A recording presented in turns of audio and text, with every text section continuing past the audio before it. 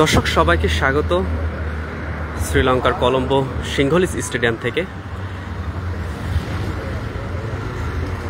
এই মাঠে একটু আগে বাংলাদেশ দল ও শ্রীলঙ্কার দ্বিতীয় টেস্ট অনুষ্ঠিত হয়েছে। বাংলাদেশ দল ইনিংস ব্যবধানও ৭৮ রানে হেরেছে। সত্যিই দুঃখজনক, লজ্জার হার বাংলাদেশ দলের জন্য। একদমই লড়াই করতে পারেনি বাংলাদেশ দল। গড় টেস্টে বাংলাদেশ দল যেভাবে খেলেছিল, কলম্বো টেস্টে তার উল্টোটা হয়েছে, একদমই খেলতে পারেনি বাংলাদেশ দল। আমি এখন যেখানটাতে দাঁড়িয়ে আছি এটি সিংহলিস স্পোর্টস ক্লাবের ভিআইপি গেট, যে গেট দিয়ে একটু পরে বাংলাদেশ দলের টিম বাস বের হবে। তার আগে দেখতে পাচ্ছেন দর্শকদের সমাগম হয়েছে, তবে সেই দর্শকগুলো কিন্তু শ্রীলঙ্কান, বাংলাদেশের কোনো দর্শকই নেই বাংলাদেশ দলের টিম বাসের পাশে বা টিম বাস দেখার জন্য, যেমনটি আমরা মিরপুর স্টেডিয়ামে দেখতে পাই।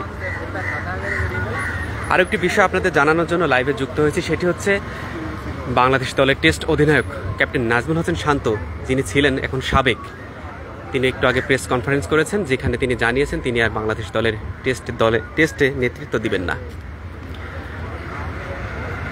এর আগে ওয়ানডে ক্যাপ্টেন্সি থেকে তাকে সরানো হয়, তার সাথে কোনো আলাপ আলোচনা না করে এমনই গুঞ্জন শোনা যাচ্ছিল। তারপরেই আবার গুঞ্জন উঠেছে শান্ত এই টেস্টের পরেই সিদ্ধান্ত নেবেন তিনি আর টেস্ট ক্যাপ্টেন্সি করবেন না। সত্যি ঠিক তাই হয়েছে। শান্ত খেলা শেষে সংবাদ সম্মেলনে জানিয়ে দিয়েছেন তিনি আর বাংলাদেশ দলের হয়ে টেস্টে অধিনায়কত্ব করবেন না।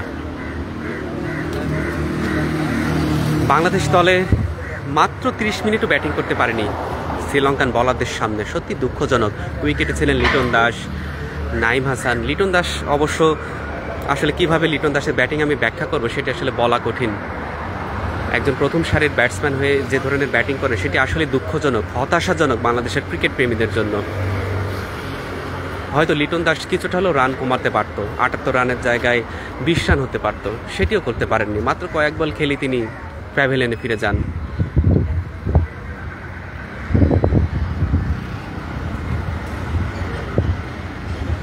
কিছু ভক্ত দাঁড়িয়ে আছেন পাশেই মিউজিয়াম শ্রীলঙ্কান, যেখানে শ্রীলঙ্কার অর্জনগুলো সংরক্ষিত আছে।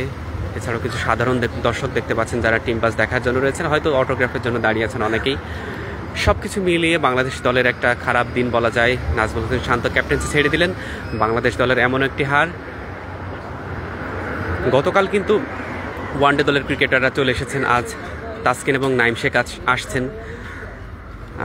টিম পাস হয়তো বের হবে।